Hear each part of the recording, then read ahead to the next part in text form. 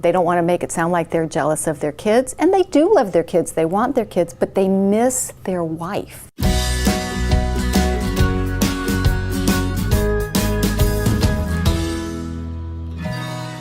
Well, let's talk about the role that children play in relationships. Is it possible in your marriage to be too focused on your children? They play no role.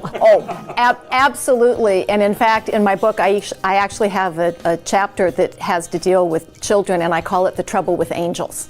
Because we frequently form a family, get married to be able to bring in children, and then, in my humble opinion, I think children can be sometimes the worst thing that happens to marriages, because we get so focused on them. And our society right now actually encourages that, this ultimate child-focused society, and we forget to focus on our partner. And so actually, yes, children can actually be very, very detrimental, because people, mothers especially, can get a lot of their needs met. Their needs for affection, their need for conversation, their needs for feeling important through their children.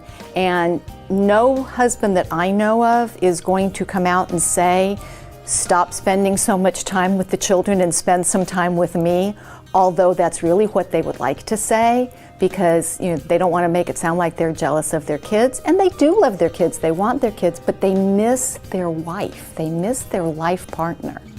I think you brought up a really great point about what's going on culturally right now, about how we really put such a focus on children, like you said, to the detriment of a marriage, to the detriment of a partnership. And the strange irony is, it's not necessarily good for the children.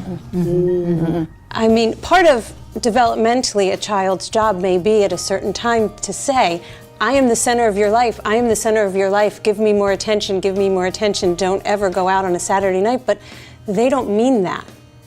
That's their job, but what they want to see is that there is a relationship there.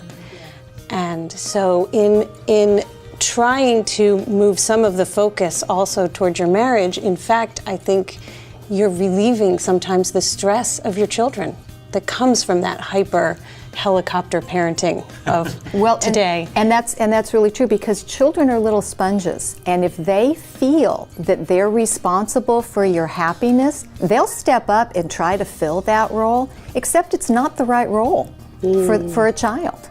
It's a really unfair thing to do to a child, is to make them think that they have to make you happy.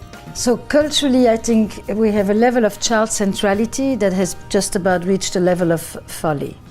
And we used to get work from our children, and now we get meaning. So we rely on them to tell us if we have been good parents. And that totally topples the hierarchy. Now, the other irony of that is marriages today, families today, survive only depending on the relative contentment of the couple. So on the long list of what your children need, you need to put attention to the couple. Otherwise, we don't have laws. We hope that in the West anyway, we have women who can support themselves. We have no church, we have nothing, in most cases, holding us from ending the relationship because the couple didn't find enough with each other. So certainly sexually, on the long list of what your kids need, a couple that has a healthy sex life should feature as one of the items. Certainly, a lot of the time, mothers will say at the end of the day, I have nothing left to give, I just want to be left alone, and what they're also saying is at the end of the day, there is nothing more I need. But I've gotten my needs met, and it isn't the children who extinguish the fire, it's the adults who don't keep the flame alive. And I think, I'm sorry, I think also it's a developmental piece that's connected to it, because, I mean, we talk about young children, but what about teenagers? We have to launch our teenagers. We have to also think about what the growth of each individual in the family needs to look like, and how can we be successful in doing that.